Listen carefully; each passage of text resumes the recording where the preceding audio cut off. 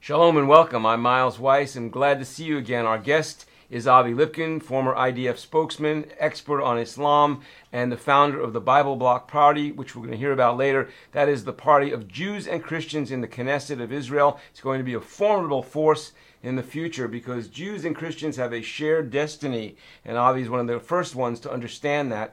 He's speaking with us today about issues in the Middle East, and especially right now, we want to start with the Arab Spring. What mishigas, what craziness. We don't understand it at all in America. Can you please explain the Arab Spring to our viewers? Yes, indeed. Firstly, I wanted to say that former Secretary of State Hillary Clinton, who has aspirations to become your future president, was attacking Israel from the first day in 2009, and Israel's settlements, Jerusalem, Judea and Samaria, Palestinian state, and all these other things. And, you know, the fact that millions of Christians are being slaughtered around the world over the last few decades, never a word. But if Israel builds 100 homes in one of the neighborhoods of Jerusalem, the whole world jumps on Israel and the UN jumps on Israel. Mm-hmm. And I was watching her like a hawk. In February of 2011, a Tunisian fruit vendor was pushing his cart and fruits, vegetables, and he gets stopped by a policeman shaking him down, wants a bribe. He says, "Where's your license?" He says, "I don't have a license. I never had a license, nor will I ever have a license. I'm a poor fruit, vegetable vendor." He got arrested. They confiscated his cart, his produce, and his scales. And then in the jail, a Muslim policewoman slaps him in the face, which is the ultimate insult to a Muslim man. Right. So he's lost his income. He's lost his honor. He goes out of when he's released from the police station, pours gasoline all over himself, and he self-immolates. Now, the Tunisians are very influenced by France. Tunisians, the Algerians, the Moroccans, they all have cell phones. And they all have Facebook. And they all have Twitter. And they have all the same social networking that Westerners have. Right. And everybody was taking pictures of this Muslim man self-immolating, which is a great tragedy. Right. This was the beginning of the Arab Spring. And within minutes, all of Tunisia was up in flames. Wow. Because this spread it went viral. Yes. And then it went viral in Libya. Yep. And you had a civil war and Gaddafi was overthrown. And then Mubarak was overthrown. And Saleh in Yemen was overthrown. And then the war in Syria began. And I want you to know, I've always said this. I said this in the churches too. I love the Muslims. They're great people. They're human beings like anyone else. But they have a crazy system. And their crazy system has been punishing them. If you're a Muslim and you're a good person and you live under Islam, you're going to be punished by that system. The only system that works is the Judeo-Christian Western civilization system, capitalist system. And so what happened was, all of a sudden, Secretary of State Hillary Clinton didn't know what to do. Right. Because she couldn't grab a hold of Israel because God reshuffled the deck. And God always reshuffles the deck. Many are the thoughts of man or woman, but it is God's will that happens. Right. This is in Proverbs. Right. There's also another saying I learned in the churches, but it's also in Proverbs, it's also in the New Testament, that the foolishness of the Lord is greater than the wisdom of man. And so, to talk about the Arab Spring, we have to understand that here in America, if you're a Democrat or if you're a Republican, and you come to power 4 years, 8 years, and then the other side comes back. Right. Does one side kill the other side? Not yet. It's almost like a baseball game. Right. In the Middle East, it's different. In the Middle East, when you fall from power, you're killed. Right. When you're in power, you kill. Right. And what we saw with Saddam Hussein, he represented 20% of the population, which were Arab Sunnis. America brought democracy, so what happened? Came the dictatorship of the Shiites, of the 60%. Yep. What's in Syria? You have 10% of the population, which is Shiite Alawite, and they're allied with the Christians, 10%, which gives them 20%. But 80% of the country is Sunni. Right. And that's what the war is about. The U.S. is supporting democracy by supporting the 80%. The problem is, when the 80% comes to power, it wipes out the 20%. Right. So democracy in the Middle East means killing the other side when you come to power. It's really a misunderstanding. I think that our founders in this country understood that democracy was innately related to the Judeo-Christian ethic and morality. You can't just export it to another worldview. It doesn't work that way. It's a different paradigm. That's what Avi is trying to address. In fact, my wife, Rachel, was monitoring Saudi broadcasts, and they were saying, democracy? The Americans want democracy over our dead bodies. Literally. Democracy is a Judeo-Christian value. It will never be in Islam. That's right. We have to understand that Islam is equal to a theocracy, and it is always the party in power that rules over the others. Tell us a little bit more about the power struggle between the Sunnis and the Shiites. Okay, this is a very, very important subject which Americans really are clueless. I do have a CD and a DVD on my website which covers that. So tell us the website. The website, well, my pen name is Victor Mordecai. The website is half of Victor, half of Mordecai. So it'd be VICMORD.com. And we offer CDs and DVDs. Many of them were done with Chuck Missler's ministry. So my teachings are kosher for Christians. There you go. Jews and Christians working together. How do you like that? The story of the Shiite-Sunni schism happened 1,400 years ago. It is basically a war over control of the turf.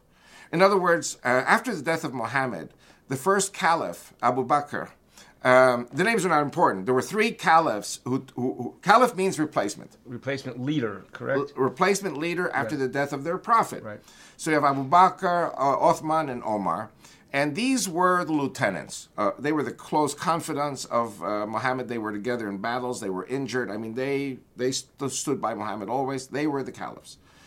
The fourth caliph is a blood relative. It's his first cousin, Ali. Ali was the son of Abu Talib, the uncle who raised Muhammad. Muhammad was an orphan. And what happened, as typical in the Middle East, cousins marry. So Muhammad's cousin, Ali, marries his daughter, Fatima. Fatima, you heard the name. And then they had a dynasty. Now there's a dynasty. And among the names that you hear are Hassan and Hussein. Wow. You know, your president, his name is Mubarak Hussein Obama. Now, if your name is Hussein, you're a Muslim. It's like, you know, I don't know if you remember in baseball, when I was young in the 60s, there was a player, Jesus Alou. Sure. And the older people remember him. Spanish people give the names Jesus to their kids. Right. Jesus, Maria, all this. Right. You won't find a Jew giving the name Jesus to his children. No. Okay? So you will not find a Christian giving the name of Hussein to his son. Right. Hussein is exclusively an Islamic name, and Obama's a Muslim. We can talk about that later if you want. I don't even think our viewers know that his full name is Mubarak. Remember the Egyptian president? Yeah. We just know him as Barak. There is no Barak in Arabic. It's Mubarak. Baraka is blessing. Bracha, it's in Hebrew and in Arabic. Yeah. Correct. So anyway, the story goes like this. The followers of the family of Muhammad, the dynasty, the followers of Ali, the fourth caliph, decide to replace the followers of the first three caliphs. And it's like here in America, you know, if they offer you a package to retire. I mean, you might not want to retire.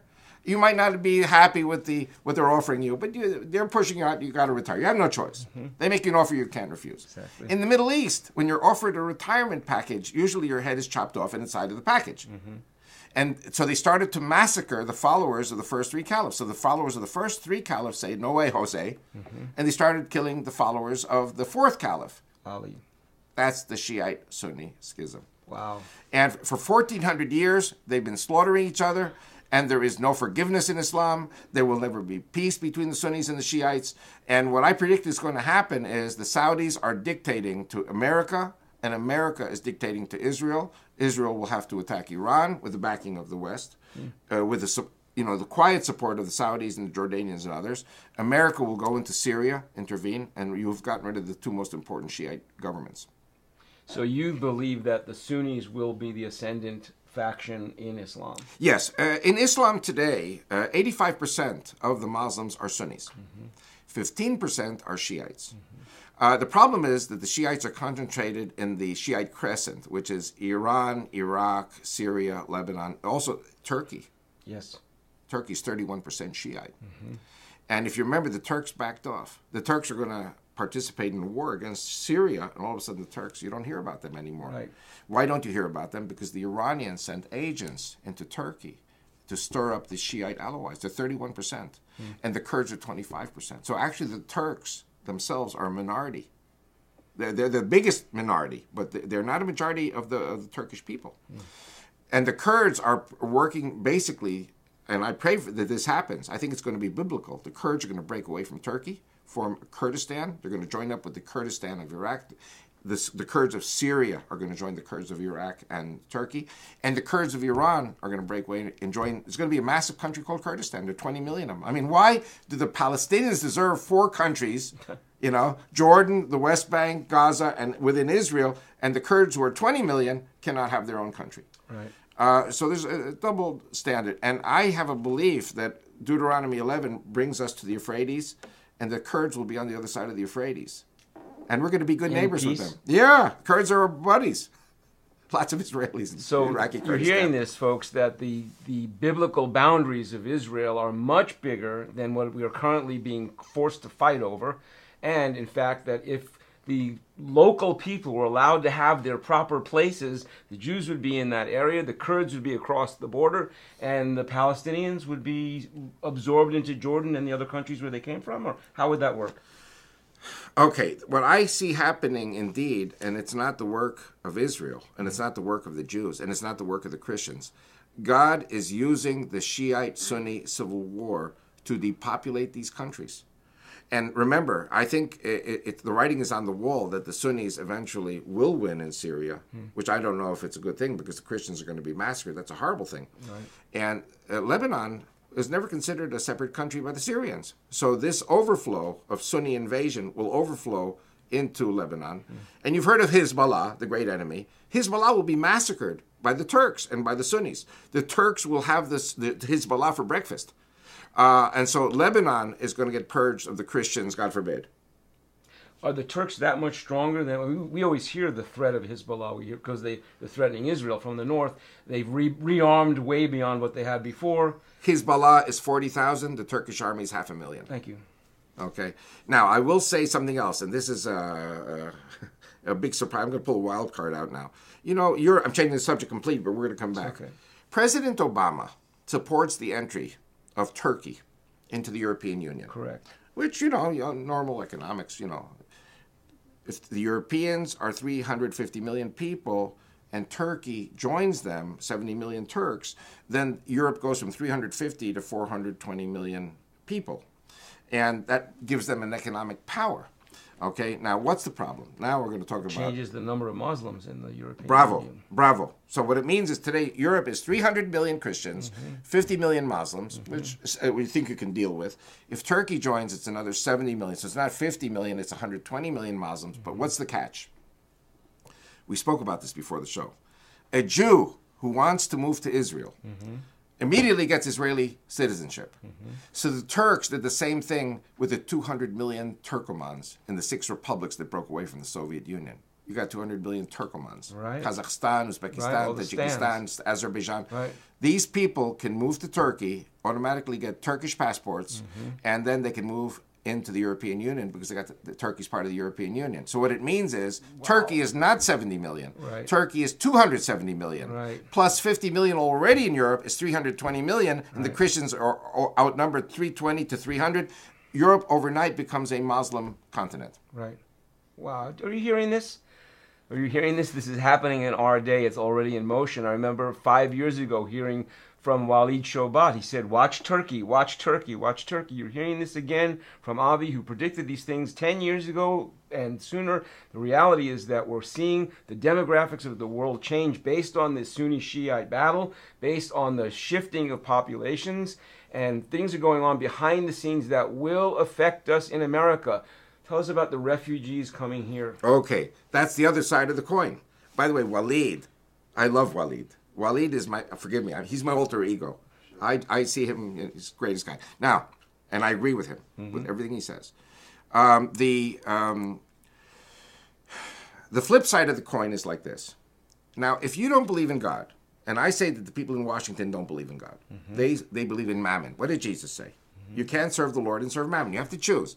Washington is controlled by mammon and by oil. Therefore, oil or Bible? Yeah, one or the other. Yeah. Now, if the mentality in the world economics is such that immigration is good for economics, and it's true, then if the Europeans go from 350 to 420 million Muslims, and then followed by 200 million Muslims from all these countries in Central Asia, then their population becomes 520 million Muslims.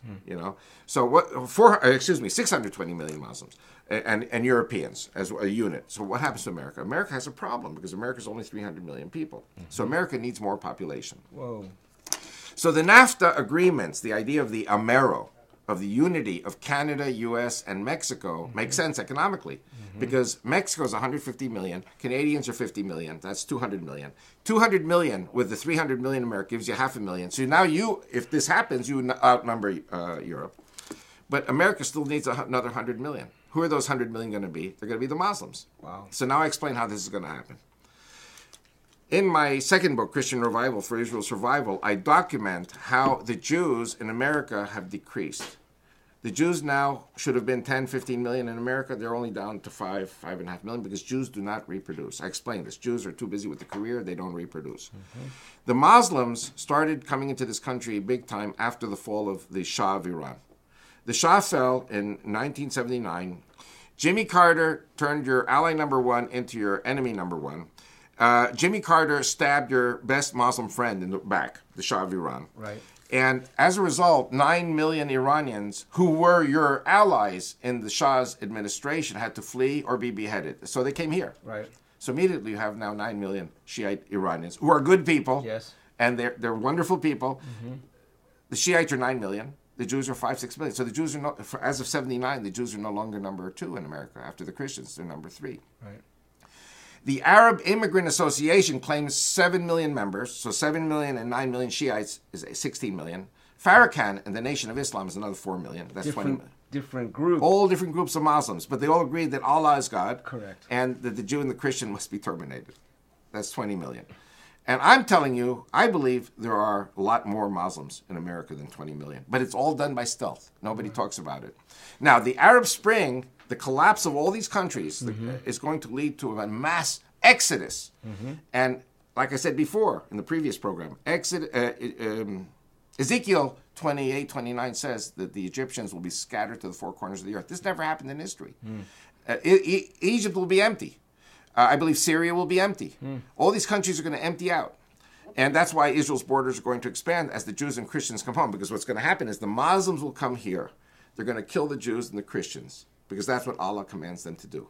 Jesus Christ, according to Islam, is a Muslim. Correct. And he's going to kill the Jews on Saturday and the Christians on Sunday. Right. So what's going to happen is the Jews then and their Christian spouses and their children are going to flee back to Israel. That's why I'm forming the Judeo-Christian Party, because we will be the biggest party in the Knesset when 5, 10, 15 million Jews and Christians move back.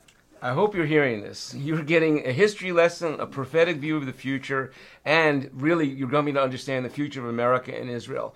When we meet again, we're going to speak more about what's happening now and what we're going to see happening in the future. If you want to read Avi's books, you can get them from Levitt.com. You can get Is Fanatic Islam a Global Threat from Levitt.com. You can go to vicmore.com and get his other books. They are all up to the minute or forward-looking about what's happening in our world today. So we'll see you soon. We're glad to be able to bring you these messages. We'll be back.